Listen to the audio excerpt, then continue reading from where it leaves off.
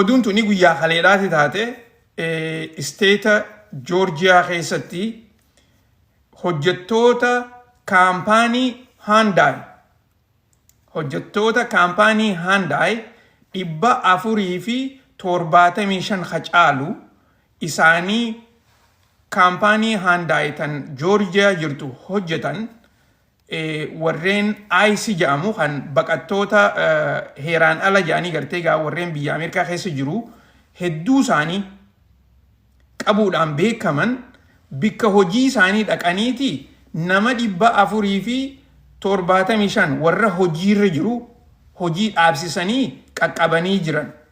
Jarreen kuni cinaan isaanii warra South Korea irraa dhufanii asitti hojjechaa jiran.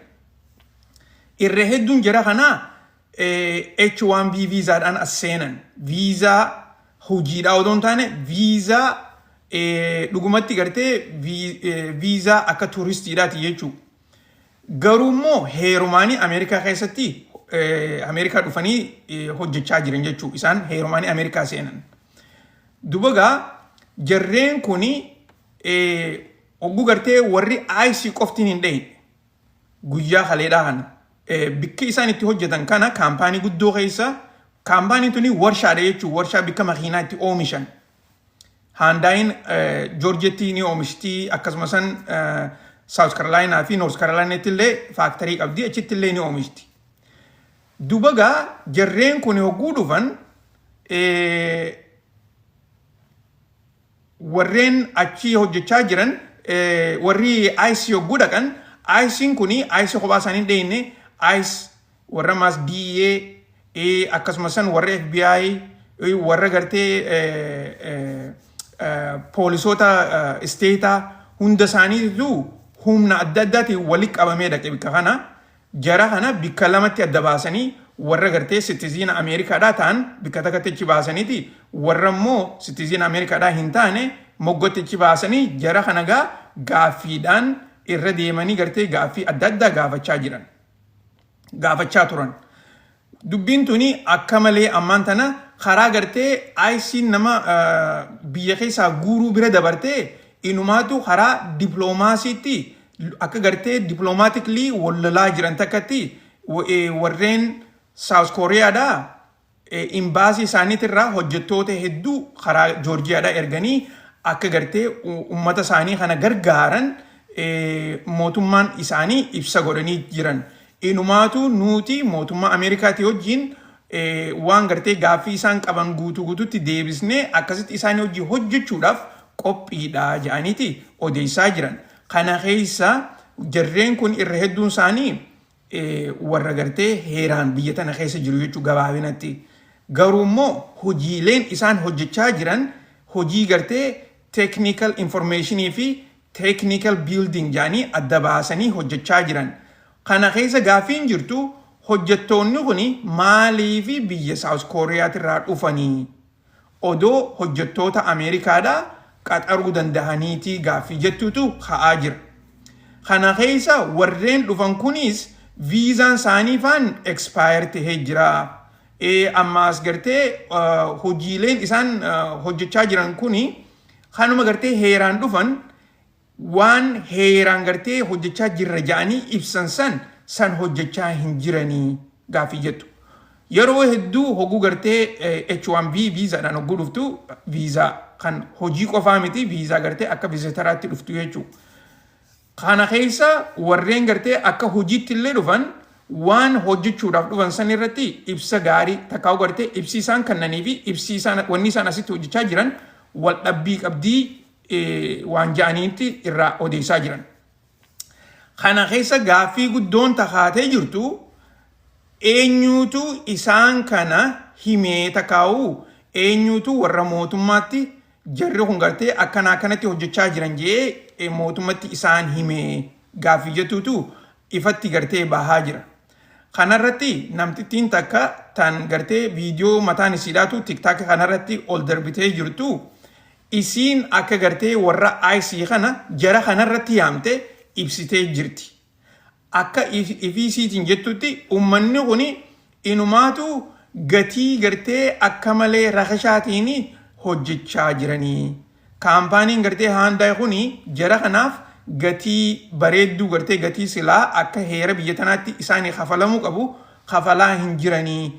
Gatii akka gabraa gartee waan gaafa gabraa kafaluu turan saniini isaan kana hojjechiisaa jiranii jetteeti isiin akka anaatutti yaame jettee ifa baatee dubbachaa jirti. Warri miidiyaatilleen isiirraa gartee gaafiif deebii waliin godhanii jiran. Kana keessa namtittiin tuni yoo xiqqaatte mootummaan raayis waan gartee yoo mootummaan amma jara kana gartee qaqqabdee isaan kun heeraan ala takkaa'uu hojjechaa jiran taate heera malee gartee biyya tana keessatti kan jiruu isaanii gaggeessaa jiran yoo kataatu taate jarreen kun irra hedduun isaanii qabamaniiti karaa biyya isaanii darbamuudhaaf ta'an. San qofallee odoon taane isiin tuni akka badhaasaatti maalleeni nam tokkotti isiidhaaf kennamuu ta'a. Isinii galtee waan hin jiru. Warri IC baawuntii yaanii gartee waan baasaniitu jira.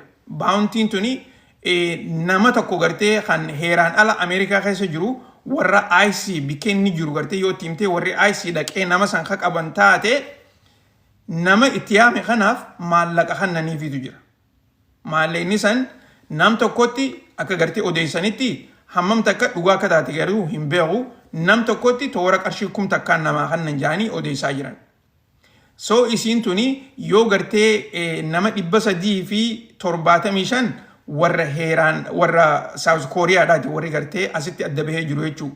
Toora gartee nama 100 haga'u immoo warra citizen Ameerikaadhaati. Warri citizen Ameerikaadhaa ta'an hin tuqamanii isaan gartee hujuma isaaniirra gad deebi'anii garuu guyyaa kaleedhaa kana gartee hin hojjetan borullee haa hojjetan hin fakkaattu hamma mootummaan gartee waan kana qorattee adda baaftu kaampaaniin tuni guutuutti hujii dhaabdeetii jirti jechuudha.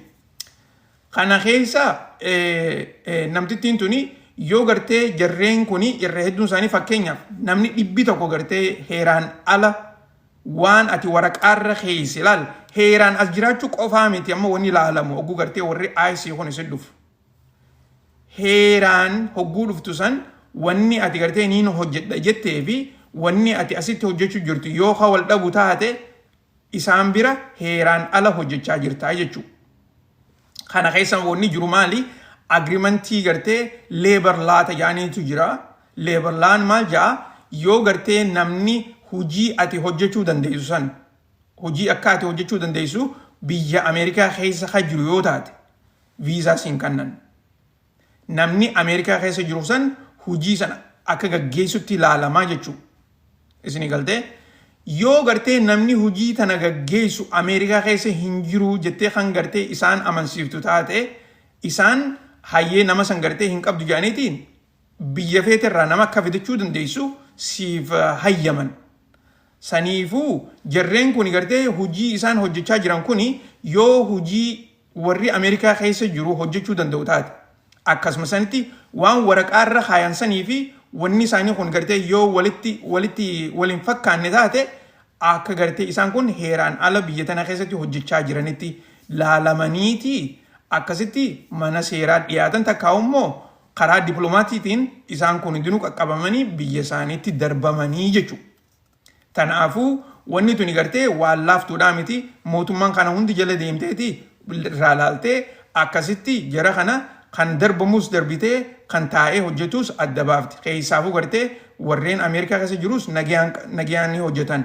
Tanaafi mootummaan South Koreaadhaa dippiloomaatota siidaa karaa bika faaktarii kanatti ergitee dubbii tana akka gartee jala deemanii odoo jarri isaaniitis hin miidhamne akkasuma sanitti warri mootummaa Ameerikaas gartee mirga isaanii keessa dabranii jara kana qaqqabanii warra gaas heeraan jiraachuu qabuu fi warra biraatis walimaan qabanii akka biyya isaaniitti achiin deebisne jarri kuni haalaataa kanaan isaan kana gargaaruudhaaf bikka sanii dhiyaatanii jiranii jaaniiti odeessaa jiran.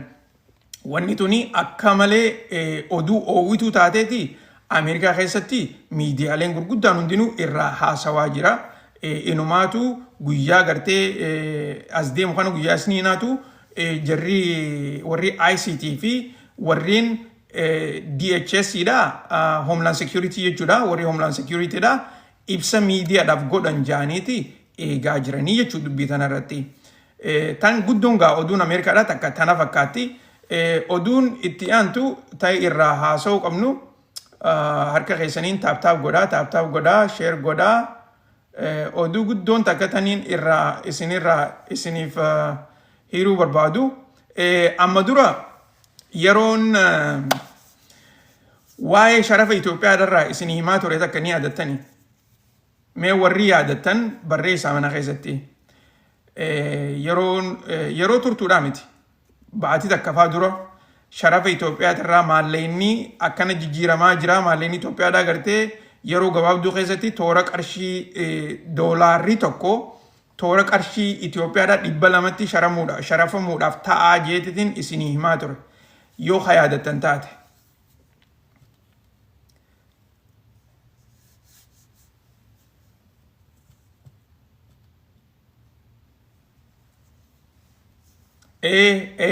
Akkasimi dubbiin san yoo dhugatti gartee isin hundinuu hordofaa jiraattan taate akkana ta'uu ta'aa jeetitiin isin himaa ture. Maaliif gaappiin takka gartee qaawni bilaak maarkeetii irra sharafamuudhaa fi baankiin itti sharaftu akka malee adda taatee jirti. Inumaatu gartee eega namtichi Maammoo Miiratuudhaa aangoo irra bahee gavarnara gartee National Bank Itoophiyaadhaa ta'ee booda jijjiirama inni gartee lafarra kaa'een takkaa'u poolisii inni jijjiirama godhe saniin miidhaa hamtuun gartee biyyarra dhufaa jirti. Akkasumas sharafa maallaqa Itoophiyaa irratti illee dhufaa jirti. Sababni isaatis guddoon sababa gartee maallaqa Itoophiyaadhaa kan duraan fixed tahee karaa gartee mootummaatiin akka gartee magaalaan addunyaadhaa olii gaditti gartee akka feetetti intarastii wajjin jijjiirtu odoon taane akkaataa gartee mootummaan feetetti bikka takkatti gartee dhaabbateeti jijjiirama sharafa saniin deema jechuudha. Eega gartee Maammoo Miiratuudhaa karaa aangoo kana dhiyaate booda maallaqni Itoophiyaadhaa gartee akka magaalaa irratti gartee float tahee inumaatu gartee magaalaan gatii isaa murteessitu godhee ture. Saniif jecha amma guyyuma gartee guyyaa kaleedhaa baankiin Itoophiyaa mataan isiidhaa akkuma asirratti gartan kanatti gatii yeroon isinii hime san qarshiin takka doolaarrii tokko qarshii 140tti sharafamaa ture jeetitiin isinii himaa ture. Odoo amatan geenye toora qarshii 200tti ol ka'an isiniin jee. Amma gaa dubbiin ani isinii himaa jiru san hojiirra oolaa jirti. Yeroon gartee isinii hime qarshiin takka doolaarrii tokko qarshii 140 ture baankitti. Karaa bilaak maarkeetiitiin toora gartee qarshii 158tti ol ture. Amma immoo baankiin mataa siituu doolaara takka qarshii 150 takkatti sharafuu eegaltee jirti. Baankiin Itoophiyaadhaa jechuudha. Kana jechuun bilaak maarkeetii irratti yoo xiqqaate toora gartee qarshii 170 seenu jira jechuudha. Arraafi gartee halee keessa waan itti sharafamu jiru hin beeku garuu immoo qarshii 175 ol bahaa jira bilaak maarkeetii irratti. Gaappiin maallaqa Itoophiyaatii fi doolaara jidduu jirtu daranumaatu ballachaa deemaa jirti. Kuni lafarratti wanni agarsiisu ikonomiin biyyattiidhaatii fi akkasumas poolisiin gartee IMF Itoophiyaa irratti dhiibaa jiru san akka gartee hojiirra oolutti hin jirre. Ammaasis ikonomiin Itoophiyaadhaa akka baadhachuu hin dandeenye garsiisaa jira jechuudha. Inumaatu gartee sharafa daataa as duuba jiru kanarratti akkanatti garsiisaa turan. Yeroo dabartee hogguun isiniimu toora kana ture akkana sharafaa turan wanni gartee isaan godhaa turan akkana jechuudha. Amma immoo deebi'ee ifii isaaniitiifuu akkanatti bitaa jiran. Yoo xiqqaatee toora qarshii 12 overnight jijjiiramee jechuudha guyyuma kalee keessatti. Kuni eega gavarnartichi aangoo gadhiisee kan jijjiirame jechuudha.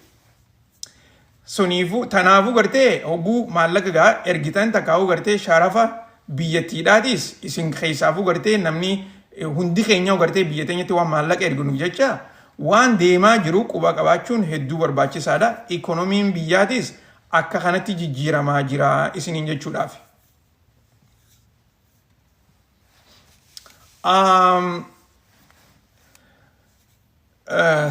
Fadheesa wanni kana kuni ikonomiin warra daayaspooraadhaan ni gargaaramu akkami oguu jettu hedduu nama dhiba deebiin isaa maaliif infleeshinni biyya keessaa amma biyya teenya keessa infleeshinni jiru akka malee infleeshin agartee waan ol ka'ee jiruuf jecha ati ammaan tana fakkeenyaaf asirraa yoo gartee kan maallaqa nama ergitu taate doolaarrii takka dur yoo gartee qarshii 100 takkaa fi qarshii 100 takkatti illee yoo sharafamu taate wanni gaafa san siibituu fi arraan tan ammoo qarshiin 100 takka gartee tan gaafa sanitti sharafamtu wanni siibittu waan adda addaati. Fakkeenyaaf yoo gartee duraan qarshiin 100 takka bishaan tokko akka siibitu taate arraan tan ammoo qarshiin 100 takka bishaan akkasii san siibituu hin dandeessu. Saniifuu sanii ol kafaluutu sirra jira. Tanaafuu gartee yoo hoggaa gartee maallaqa nama ergitu ulaagaan tuni hin guutamtu. Tanaafuu gartee yoo maallaqni ol ka'ellee warra daayaspooraatiif jijjiiramni inni dila san fiidu takka illee hin jirtu.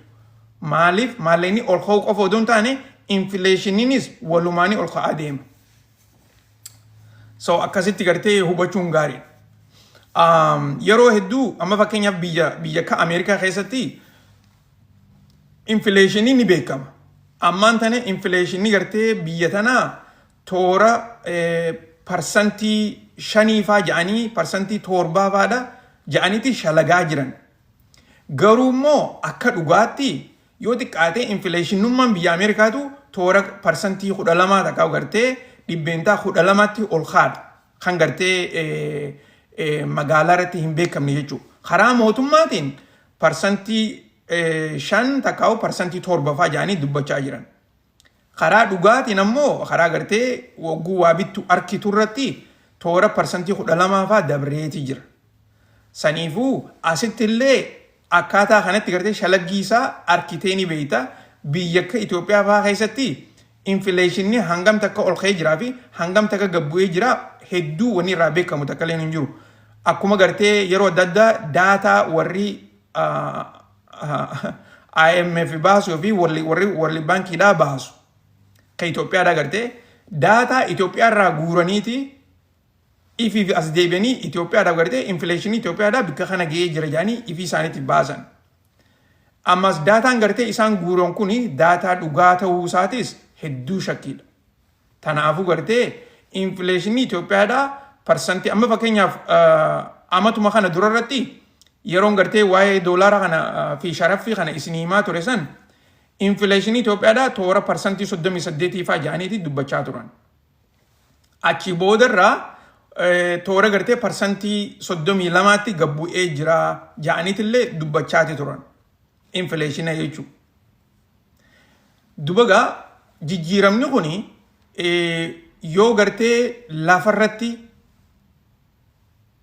hin mul'anne takkaa'u gartee akkuma gartee isaan daataadhaan ka'an kanatti waraqaa irratti jijjiirama ta'e immoo hogguu ati deemtee gartee istoora deemtee waa bittuu fi akkasumas warri daldaluu hundinuu gartee magaalaa irraa waa bitu kafalliin ati kafaltu kuni infleeshina sanii hojii yoo walqixa kan taane taate ammallee ati sanii ol kafaltu yoo taate dhugumatti gartee wanni isaan haasawaa jiran kuni waraqumarratti malee lafarratti jijjiirama hin qabu jechuudha. Tanaafuu gartee adda baasanii ta biyya teenya gartee dhugatti dubbachuun nama dhibu. Warri daayaspooraadhaa biyyatti erguu maallaqa erguu fakkeenyaaf yoo gartee dur warra isaaniitiif doolaara 200 kan baatitti erganiif taate ammaan tan ammoo doolaarri 200 san dur yoo doolaarri 200 gartee qarshii 2,000 ka taatu taate amma immoo doolaarri 200 san toora gartee 10,000 olillee inumaatu doolaarri 100 ammaan tana doolaara 10,000 olii miti doolaarri 200 20,000 fi wayillee yoo taatu taate lafarratti gartee wanni inni si hojjetu si bitu sitti jiraachisu wal dhabuu danda'a jechuudha. Gaafa dur qarshii 2,000 akka feetetti nagaan jiraachuu ni dandeessa. Amma immoo qarshii 20,000 akka dursanitti nagaan jiraachuu hin dandeessu jechuudha. Akkasitti gartee quba qabaadhu. Tanarratti oduun ammallee deemaa jirtu maammoo miiratuudha. sababa gartee inni aangoo gadhiise maammoo miiratu gartee yoon beekne kana fakkaata kan gavarnartichi baankii federaala Itoophiyaadhaa baankii guddoo naashinaal baankii kan bulchaa ture jechuudha. Inni ammaan tana oduun isaa gartee inni Itoophiyaa gartee hojii isaa gadhiisuu qofa odoon taane riiformiin inni baankiidhaan karaa gartee biyyattii irratti gartee gaggeessaa ture. Riiformiin IMF san akkuma gartee inni hojjechaa ture sanitti fuuldura takkaanfatti immoo hojiirra oolti immoo riiformiin tuni karaa dhaabbatti waan jettuutu ammaan tana warreen gartee akka IMF fi walli baankiidhaa sodaachisaa jira. Riiformiin isaan barbaadan san warra gartee akkasaa kanaanii biyyattii irratti gartee akkasitti caasaadhaan lafa gabbuutee akkasiin namni hundinuu gartee akka irratti hirmaatu barbaadan. Kana keessa liqii guddoo gartee taniin inni Itoophiyaadhaaf argamsiise jedhee dubbatu tan gartee doolaara biiliyoona 10 olii jechuu. Liqiin saniis akkaataa isaan lafa kaayaniin kafalamuufii qabdi warra IMF'if. Yoo gartee amma namni yaada isaa wajjin adda qabu karaa gartee gavarnaraatti ol dhufee riiformii tana gartee akkuma isaan lafa kaayan sanitti hojiirra oolchamoo yaada addaatiin hojiirra oolchaa waan jettuutu hedduu warra gartee dhihaa keessaafuu walli baankii fi IMF dhibaa jira. Tanarratti mootummoonni warri gartee westiidhaa kuni miidiyaalee isaaniitiin akkanatti gartee riiformiin Itoophiyaadhaa tuni hojiirra ooltimoo karatti haftii yaada jaan dhidhiyeessanii gartee rakkachaati jiranii jechuudha. Okay, tana asmara dhiifna. Oduu itti aantuun waa'ee bishaan hidhaa laga Abbayyaadha. Kan yeroo ammaan tana Itoophiyaan ati baatii tana keessa eebbisuudhaaf deemti. Qophiileen adda addaatilleen xumuramaa jirti. Innilleen hojii isaa fixatee jira. Inumaatu miidiyaalee akkuma quba qabdanitti miidiyaalee adda addaa irratti namni hedduun yaada isaanii dhiyeessaati jiran. Warreen gartee deeggarsa bishaan hidhaa kana qabuu fi warreen isa dura dhaabbatus akkasumas warreen kireeditii waan kana mallasiif godhamuu qabajuu fi warreen gartee mallasni eegala malee wanni kun gartee abiyyiin xumurame jedhee yaada isaanii dhiyeessaa jirus hedduudhaatu jira.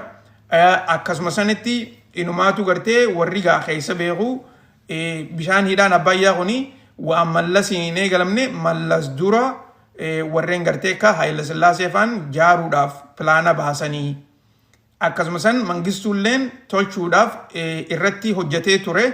Garuu immoo inninis bikan geenyee fi warri immoo dhugatti gartee carraa harkatee hojiirra oolchee mallasaadha. Mallasaan yeroo inni gartee yeroo politikaan tolee fi inumaatu Ijiptilleen dadhabbii qabdu keessatti carraa san itti fayyadamee wanni kuni akka daddafamee gartee hojiirra oolu godhee jira.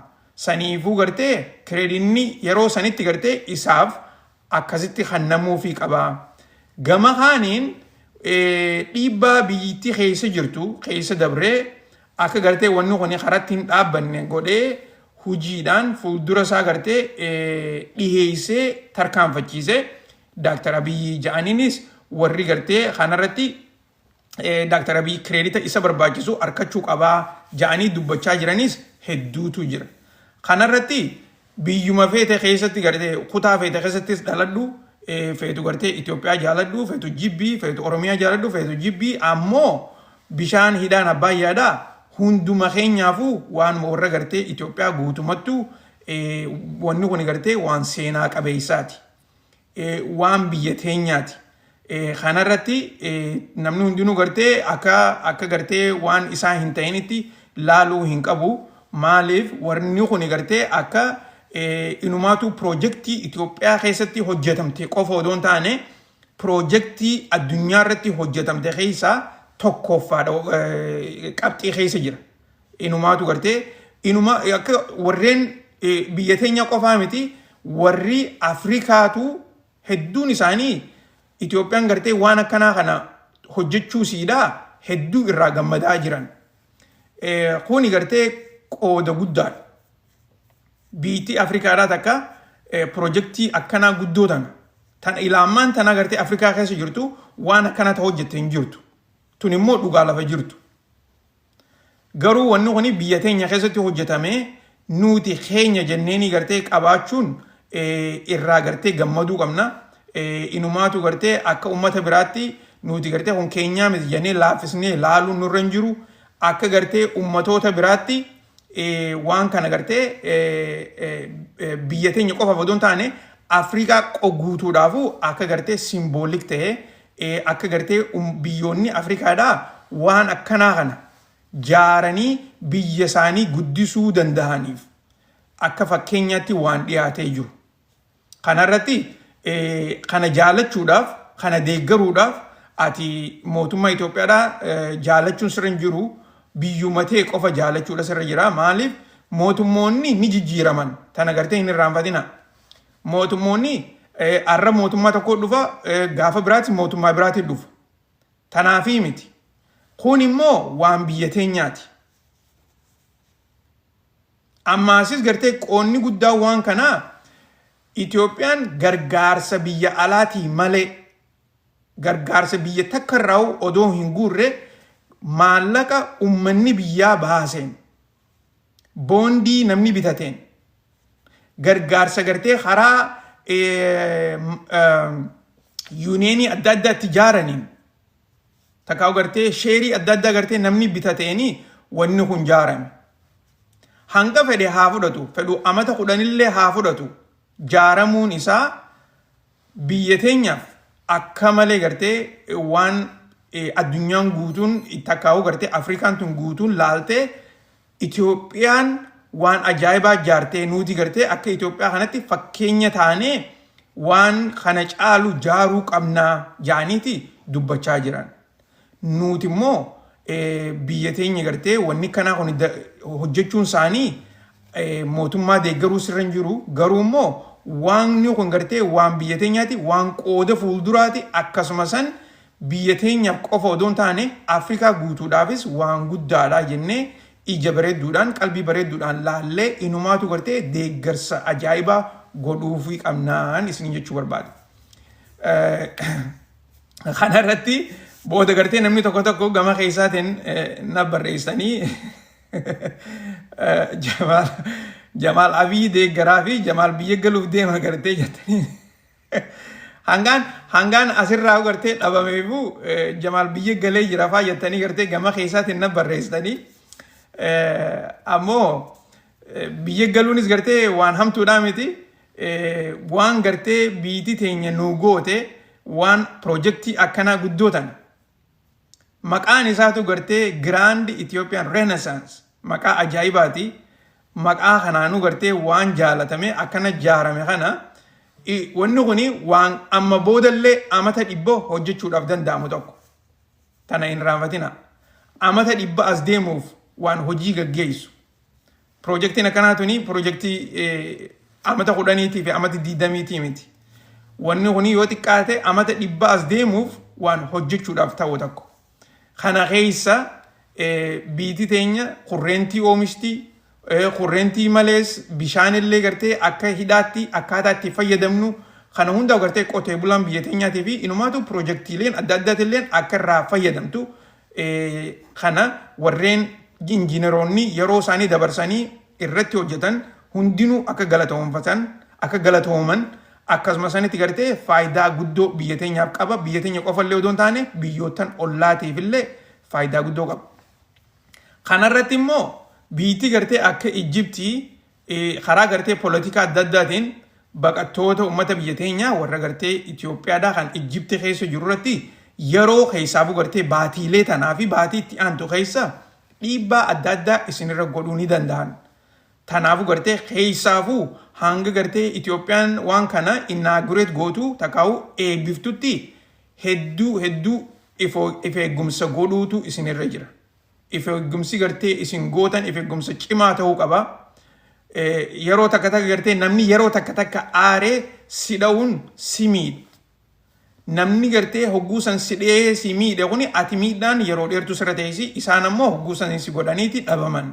Tanaafuu if eegumsa cimaa gootanii magaalaa san keessa bikka jirtan gartee Ijipti keessatti yoo dandeessan nuti warra Itoophiyaatii miti jechuudhaas rakkoon hin jirtu. Eessarraa dhuftee yoo siin jaan Itoophiyaan jeena yeroodhaaf. Nuti warra Somaaleeti gartee warroota biraa kan isin fakkaatu Somaalees jaa takka Eertiraa jaa maaliif yeroo ammaan tana Itoophiyaadhaa fi Eertiraan walitti saahiba. Eertiraadhaa fi Ijipti walitti saahiba. Akkasumas Suudaanii fi warri biraatis gartee walitti saahiba. Kana keessa warri Ijipti afaan Eertiraa beekanii fi afaan Eertiraatiin sittiin haasa'an. Afaan Tigraay gartee beekaniif sittiin haasa'anii saniifuu yeroodhaaf Itoophiyaa jechuu yoo baattanis nageuma Somaalee jaa naannoo biraatillee taatu himadha. Maaliif amma durallee dhageessanii jirtan hogguu gartee asirratti warreen Ijipti keessa jiru laayivii dhufanii gartee rakkoo isaanirra dhufaa jirtu hogguu himan irra hedduun keessan dhageessanii jirtan jeeti yaada. Tanaafuu gartee haalaataa saniin haalaataa biyyattiin gartee ammaan tana deemaa jirtu poolitikaan addunyaan keessa jirtu beekuun tanaafi gaariidha. Hoggaa gartee rakkoon akkanaatuun dhufte namni dura miidhamu warreen baqataa biyyattii san keessa jiru. Mootummaalleen akka gartee isin miidhamtan kana noo beekti. Garuu immoo mootummaa Itoophiyaa ni beektan. Yeroo hedduu mootummaa Itoophiyaadhaa gargaarsa gartee uummata isaaniitiif godhuu dhiisiiti ifii siitiifuu rakkoo keessa jirti. Tanaafuu gartee isinilleen hogguu gabbaatan, hogguu deemtan, hogguu hojjettan, haruma feetanillee hogguu deemtan yoo jarri gartee gaaffii karaa kanarratti isin gaafatu taate isin Itoophiyaadhaa miti yeroodhaaf. Lubbuu teessan jiraachisuuf jecha biyya biraa himadda. Kana gartee akka gorsaattiin isinii hima. Kana keessa gartee akka isinilleen hin rakkanneen isin hin jaa. Okay. Kanarratti warri qaccallotti gartee hin beeyne yoo gartee bishaan kuni akka kana deema. Asitti gartee bikki itti ijaarame bikka kana karaa kanaan deemeeti Suudaan keessa bahee akkasitti Ijiptiin bahara gartee Meeditiraaniyaan seena. Biitii Itoophiyaadhaa bishaan kana gartee numaatu isiniif kanna nutis irraa fayyadamuu qabnaa waa xiqqoo jechuma jirti. Wanni isin jechaa jirtu gartee waanuma biitii hundinuu tan oomisha waan adda addaa baaftu gootu. Tanaafuu gartee biitika Suudaanii fi Ijiptii gartee amma bishaan kanarra wal tahanii Suudaanillee irra laalamtu maaliif Suudaan yeroo hundaa gartee waanuma Ijipti jettuun gooti. Kanarratti gartee bishaan kuni asiin deemee akkasitti gartee karaa Meeditiraaniyaan seenuu kanarratti Itoophiyaan yoo irraa fayyadamte rakkoon qabu.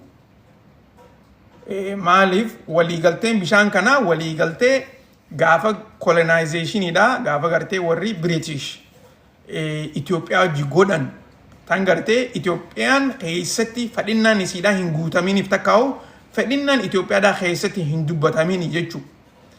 San gartee ilaarraan tanaa waliigaltee sanumaan jiraachuu qabna sanumaan gartee fuuldura tarkaanfachuu qabnaa wanni jiru kuni heeraa miti.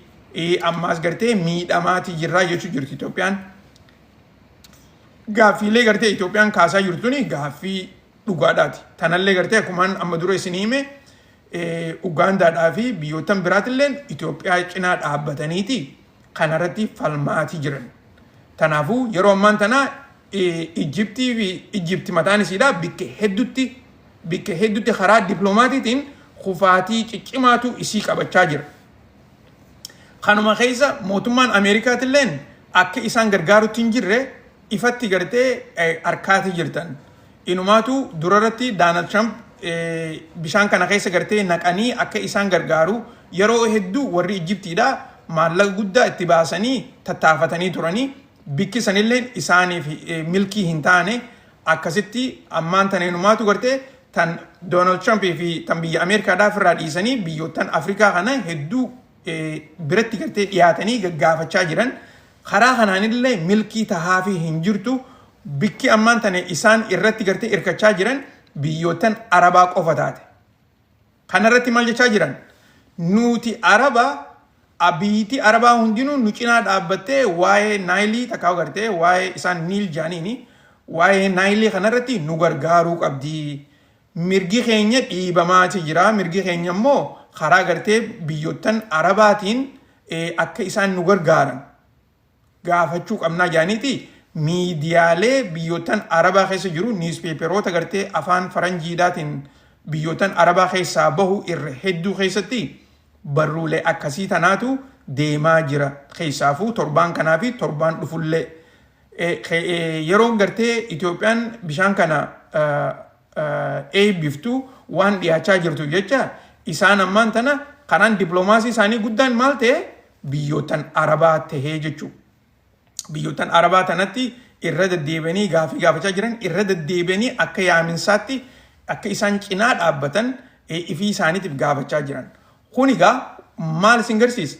Diploomaasiin siidhaa kan duraan gartee biyya Ameerikaa irraa haate achii deemtee biyyootan Afrikaadhaa dhufte biyyootan Afrikaattis gartee hogguu arkamuu dadhabde deebitee isa dheete biyyootan Arabaa biratti as deebi'aa jirti jechuudha. Biyyootan Arabaa tunis gartee cinaan siidhaa tan isaan gargaaranis jiraachuu ni danda'ani garuu immoo keessatti warreen ammaan tanaa wanni kun gartee karaa Itoophiyaatiin waan if duuba hin deebine akka beekanitti irratti hojjechaa jiran. Itoophiyaan kanarratti gartee hojjettee inumaatu biyya isaanii biyya Itoophiyaa qofaaf odoo hin taane naannoo saniifillee akka gartee injifannoo guddootti garsiisaa jiranii jechuudha. Kana keessa mas beeka wanni takkatanii irra deebi'ee isinii muutaan addaa takka. Ummanni keessaafu gartee biyyootan Afrikaadhaa gurraachi biyyootan Afrikaadhaa waan kanarratti Itoophiyaa cina jiran tana gartee qacollo beeka. Tuni gartee waan politika qofaa miti gurraachonni gartee namni gurraachi gartee biyyootan Afrikaa keessa jiran irra hedduun isaanii Itoophiyaadha deeggaran bishaan kanarratti. Ammaasis Itoophiyaan gartee girdi kana jaaruu siidhaatiifis akka malee irraa gammachuu qaban. Warreen ammaan tana ifattillee hin dubbanne lafa jalatti immoo Itoophiyaadhaan waan kana gartee itti fufaa malee itti jabaadhaa malee as bahanii gartee wanni isaan dhiibbaa Itoophiyaa irra godhan takka illee hin jirtu. Tan gartee tanatti aansuudhaan duraan Izraa'elilleen bishaan kana keessa seenuudhaaf hedduu tattaafattee turte. Garuu Itoophiyaan gartee mataa isiitiin karaa dippiloomaatiitii fi akkasumas karaa gartee mootummaa Ameerikaatiin wanni dhiibbaan hamtuun gartee waan isaan irra dhufutti hin jirreef jecha Izraa'elilleen suutumatti jalaa dhaabbachaa jirti.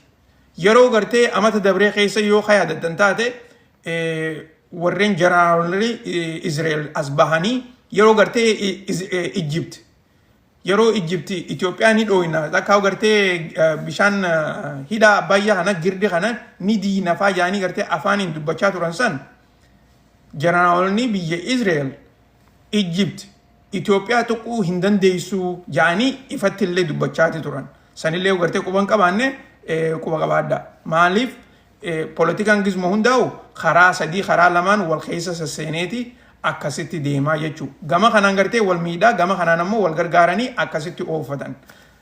Sanarratti warreen gartee biraatis humnoonni biraatis ni jiran kan Itoophiyaa cinaa dhaabbatan garuu immoo ifatti gartee waan hin barbaachifne jecha as bahanii hin dubbatanii jechuudha. Tan asumarra dhiifna tan itti aantu oduu reefuun tan isin garsiise takka sanirraa dubbannamoo lakki tanirraa dubbanna. Okay. Oduun itti aantu tan lola Ukraine. Okay. Oduu tanarratti qacolloon dhageeffadha. Waan jabduutu as deemaa jira. Lola Ukraine. Lola hedduudhaa fi waa'ee politikaadhaa tokko tokko isin yaadachiisaatiin ture. Keessaaf immoo lolli Ukraine kuni ammaan tana karaa qabbanaawaa deemuutti hin jiru. Lolli Ukraine. Ukrainii fi Raashaa jidduutti lolli deemu jiru kuni daranuuti jabaatee itti fufuudhaaf deema. Kanarratti akkuma gartee na duuba gartan kana mootummaan Ameerikaadhaatis misaayiloota kan cruise missile kajaanii gartee misaayiloota lafa dheertuu deemee waa balleessu hedduu oomishanii karaa biyya Ukrainitti erguuf deeman. Gama kaaniin biyyoonni Yuurooppiidhaatis waraannan isaanii karaa Ukraine erguudhaaf qophii adda addaa godhaa jiran. Kana keessa mootummaan Raashaadhaa akka jettetti warreen Yuurooppiidha yoo waraannan isaanii Ukraine keessa kana kan taate nuti biyya isaanii dhohnaa jettee dubbattee jirti ifatti. As qofa dhaabbachuutu hin jirtu. Inumaatu guyyaarraan tanaa mootummaan Firaans irra deebiitiin isiniim guyyaarraan tanaa mootummaan Firaans hospitaalota biyya isaanii akka jiranitti akka qophii addaa godhanii waraannan isaanii kan madaawuuf isa waraannan gartee biyya Firaans qofa odoon taane waraannan biyya biraatillee kan lolarratti madaawee isaan bira dhufu tajaajila kennuudhaafiif qophii addaa akka godhuu qaban ibsaniiti jiran. Kana miidiyaalee isaanii hundaatutu irraa dubbachaa jira. Akkasumas newspaperri adda addaatilleen irraa dubbachaati jiran. Kuni jechuun maal jechuudha? Lola addaatu as deemaa jira jechuudha. Lolli kun amma lola Yurooppii guututti ta'uuf deemaa jechuudha.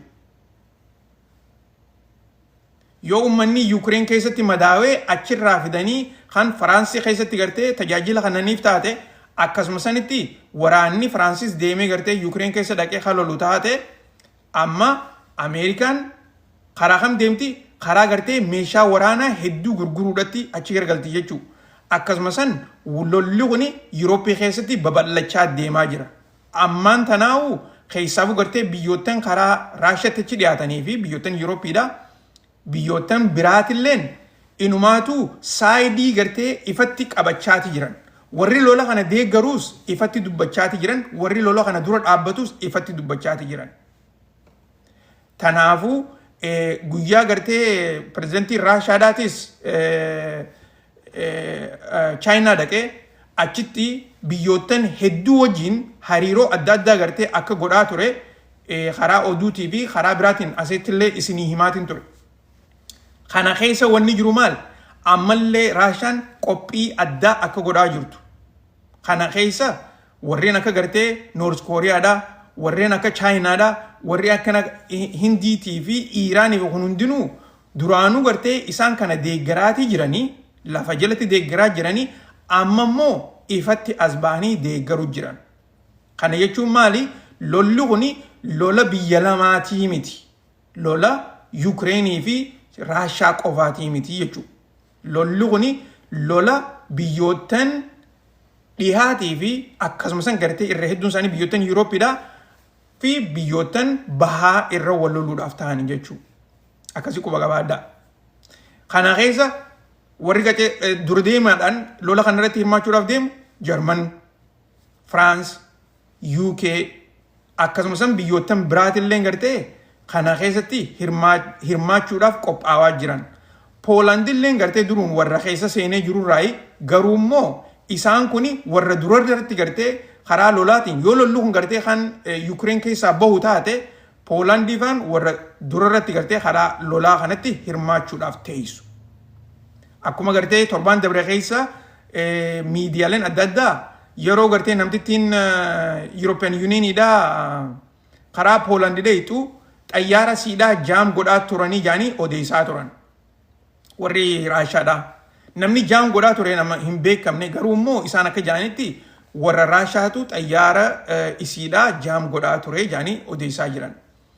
Kunigaa gama tokkoon akka gartee wal loluu isaanii ifatti dubbachuuf jiran jechuudha. Raashiyaan akka gartee namtittiin tuni achi dheeyxu ni beekan akkasumas waan kanarratti Trump illee gaafatanii Trump akka inni jeetti gartee yeroo takka karaa qilleensaatiin jaamiin takka mul'achuu ni dandeessi ammoo oduu Raashiyaatu gartee waan akkanaa godhe jechuu san dhageetiin jira hangam takka dhugaa akka taatellee hin beeku saniifuu gartee an kanarratti gaafii deebii hin dubbadhu jedhee dubbatee jira. Duba karaa gartee kuruus misaayilee kanatti as deebi'uudhaan Ameerikaan yoo xiqqaattee gartee misaayiloota 3,550 caalu karaa Ukraine erguudhaaf qophiin hundinuu xumuramtee jirti.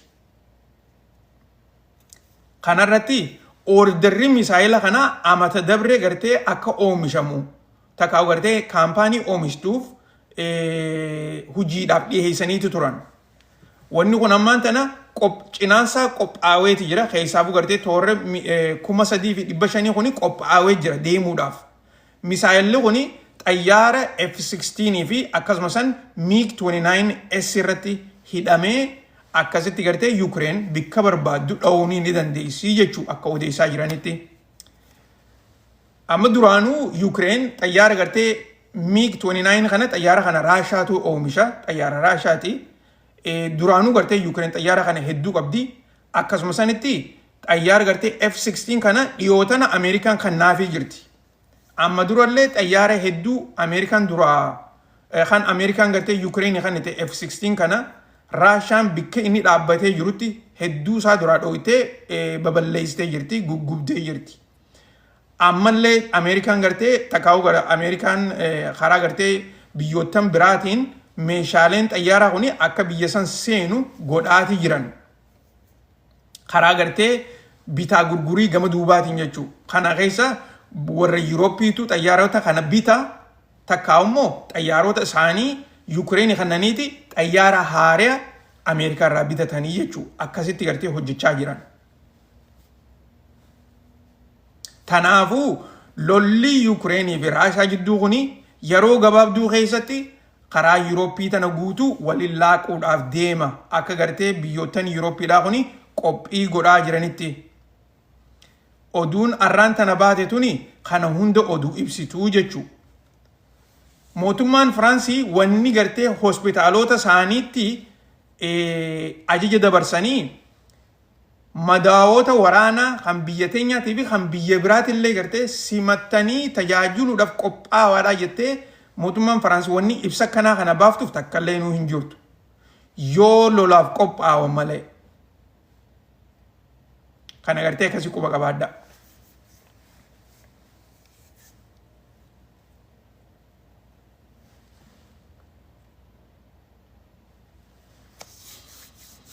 Okay.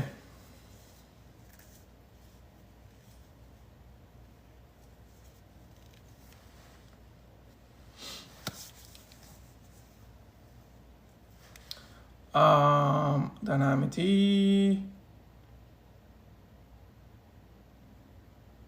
Oduu takkaan isinii himuu barbaada. Okay.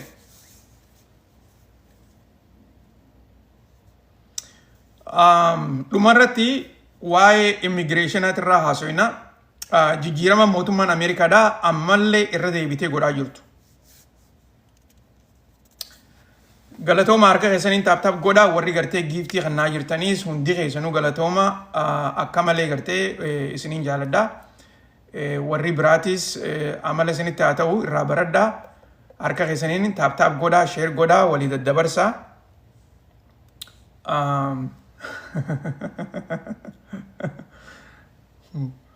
Goosh jette.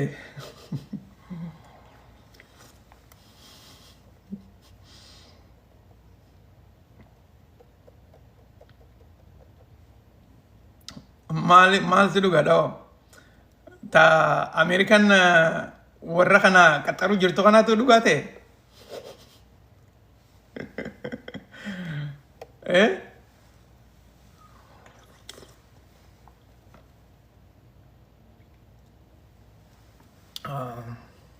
Abdii baale hedduu galatoomi. Hedduu galatoomi jecha bareeda akkanaa jechuu keetiif. Atillee nu jiraadhu dhugatti. Like godhaa, share godhaa, dhedheessaa, taap godhuun dhiisinaa. Dhugaan akkuma isin jedha durarratti isin himaatiin tureemi. Nuti sammuu sharree keessaa bahuu qabna. Oromoon sharree walirratti yaaddu, Oromoon jibbaa walii hin qabdu yoo dhugaa Oromoo taatan. Warri gartee jara Habashaa jalatti waan adda addaa bartaniis ifirraa dhoorkuu danda'uu qabdan. Sammuu teessanii hojii gartee yaa'ee godhaatii lakkii akkanan godhu kun obboleessa keenya taap godhuuf hin qabu. Kun obboleessa keenya sheer godhuuf hin qabu jettanii sheer godhaa irraa barachuu jirtan. Tana gartee nuti jijjiirama gartee urmii teenyarraa eegaluu qabna. Ilmaan keenyas waan gaarii waan tottolaa barsiisuu qabna. Okay? Sammuun Habashaadhaa sammuu ammallee boodarratti nu aasaa jirtu. Boodarratti gartee nu hambisaa jirtu. ummatuma keenya qofaa qabaa beekaa Itoophiyaa keessa sammuu kanadhaan. Tanarraa gartee akkaataan keessaa bahuutti dandeessan dirqama ifirra godhii sheer godhi, dirqama ifirra godhii laayikii godhi, dirqama ifirra godhiitii sheer godhi waan hundaa'u gartee waanuma Oromoo taanaan Oromoon dinuu haa agartu jaatiti sheer godhaa cinaa dhaabbaddaa.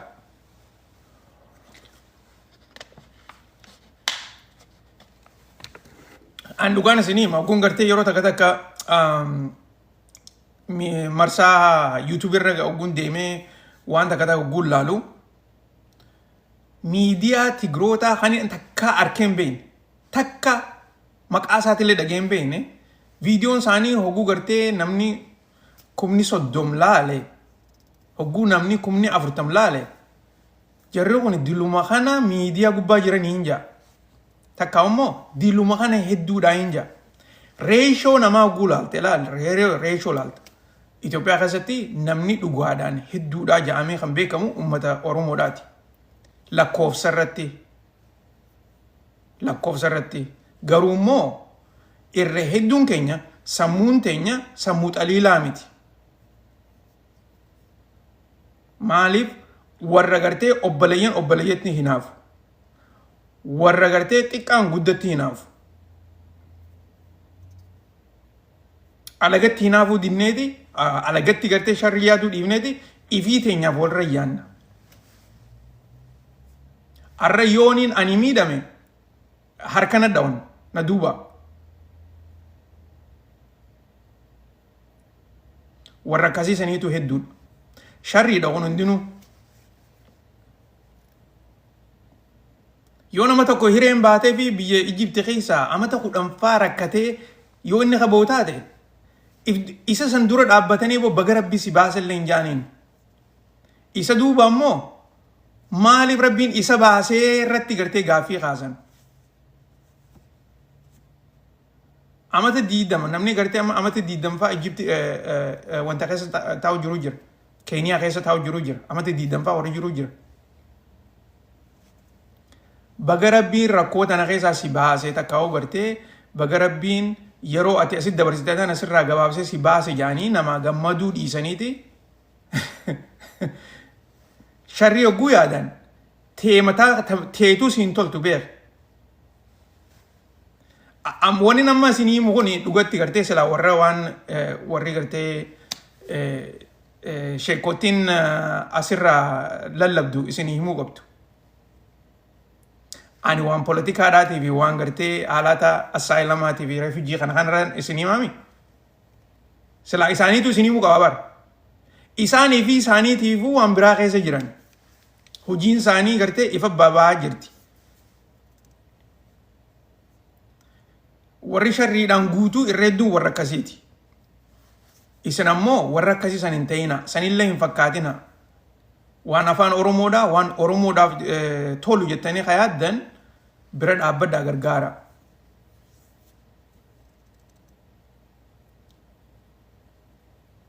Gargaaruun waan guddoodhaa miti. Harka keessaniin taap godhuudha. Sheer godhuudha. Dandeeysan gartee giiftii kennuudha waanuma dandeeysan godhuu jechuudha. Gabaabinatti waanuma san.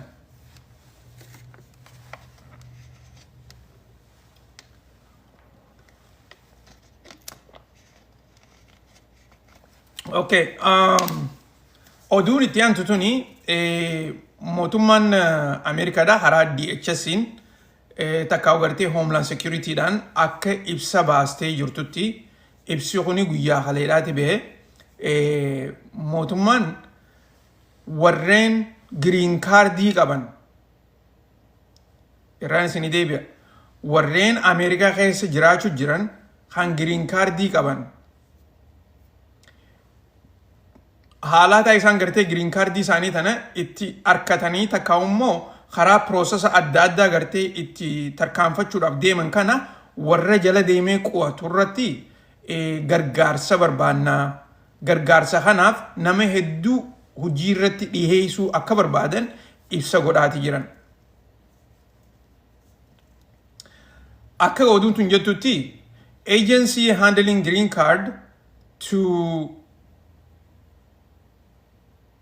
namullotichi gama duubaatiin gabaabinatti wanni isaan jechaa jiran, the US Citizenship and Immigration Service director said the new personnel will focus on immigration fraud, including for visa sponsorship and permanent residency.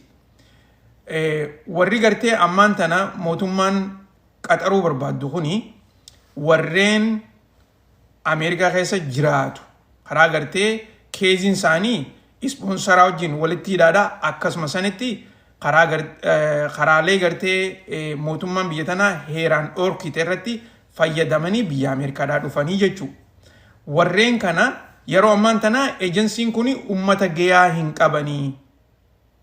Ummata kana qaxaranii akka isaan hojii irratti gartee deebi'anii ummata warreen Ameerikaa dhufan kana heera cabsuu isaanii kanarratti hundaa'anii akka warra gartee heeraan dhufee fi warra kaan adda baasan irratti warra isaan gargaaru qaxaruu barbaadan. Warra kana qaxaruudhaafis mootummaan gargaarsa guddaa akka godhuuf jirtu. Ammaasis boonasa maallaqa gartee nama qaxartuuf toora boonasa qarshii 50,000 akka kafaluudhaaf deeman oduun tuni ni addeessiti.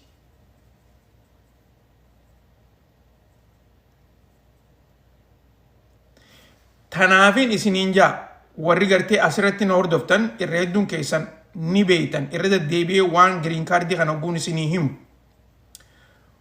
Ameerikaa keessa jiraattee giriin kaardiin ta'e bikki ati giriin kaardii ta'e itti si beeytu takkaa'u gartee manni jireenya ati keessa jirtuu fi bikki giriin kaardiin ta'e gartee itti reejistar taate yoo wal dhabate dura dursoo kuni heeraa ala. Wanni kanaa kuni waan biyyarraa si darbu. Jarri kuni waan akkanaa tan yoo arkan biyya tanarraa si darbuu ni danda'an. Si buqqaasuu ni danda'an. Irra deddeebiitiin isiniin. Yoo furaadiin isaan jaaniin furaadii gurguddoon eegina. Furaadiin tokko warra akkanaati jechuu. Ati dhuftee giriin kaardiin ta'e gartee giriin kaardii qabdaa mana tokko keessa yoo jiraatu taate mana kanarraa deemtee immoo bikka biraa galta. Adireesa kee yoo kan hin jijjiirre taate jarri kuni kana furaaditti ilaala. Deebitee immoo yeroo ati gartee citizenship apply gootu eessaa fi eessa galuu turtee jaanii si gaafatan. Tartiiboonni ati bikki ati galuu turte san yoo waliin fakkaanne yeroo ammaan tanaa mootummaan sistema itti beekuu dandeessutu jira. Ati amma fakkeenyaaf gaafa gartee jijjiirama gartee amma dura godhaniin amata 5 duraan sa'a namuma hundaa gartee nama poostaan ergamuuf hundaa akka gartee ID isaaniitti hojii wal fakkaatu heera dabreetu jira. Bikkuma ati galtu hundatti jechuudha. Yoo ID'n ta'ee fi bikki ati galtu kun yoo kan waliin fakkaanne taate warri poostaa si ergu warra naturalization takkaa'u gartee warra citizenship kanatti information akee ergan. Karaa kanaani nama cinaa gartee jala deemanii qaqqabanii baasutti jiran. Kana keessa warra dhokatee jiruutu jira. Warra gartee mootummaan tuni akka waan isaan gartee waraqaa heeraan qabneef jecha warra dhokatee jiraachuu jiru. Warreen kunis akkuma kanatti dhokatanii waan jiraniif jecha isaan kun gartee furaadiin kun akka babal'atu waan hin barbaanneef kanarratti gartee ummata kana dhoorkaatii jiran.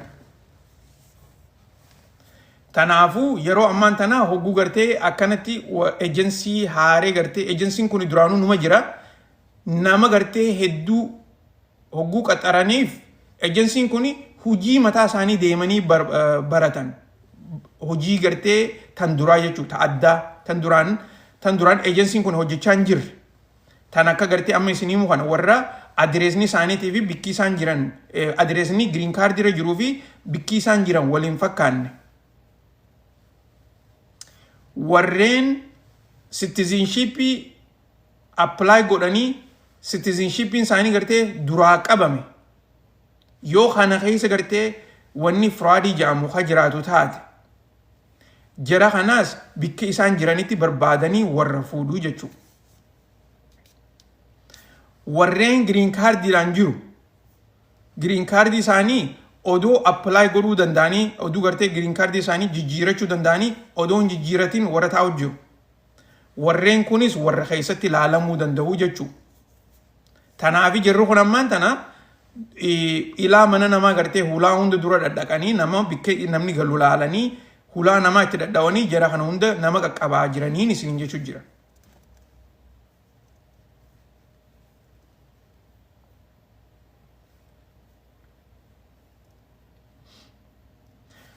Waan isinii himu jiru kana warri sirreeffatu isinuma. Yeroon itti sirreeffachuu qabdaniis amma daddafaa sirreeffadhaa. Jarri kuni yoo xiqqaatte amata 3 as deemu kanaafi biyya tana bulchuudhaaf deeman. Hanga gartee elekshinni kuni dhumuu irratti jechuudha. Amma elekshinni haareen dhufutti amata 3 as deemuuf isaanumaatu biyya tana bulchuu deema. Tanaafuu amata 3 as deemu kanaaf daranuuti ammaasis ammaan tana jarri kuni aangoo fudhachaa jiran.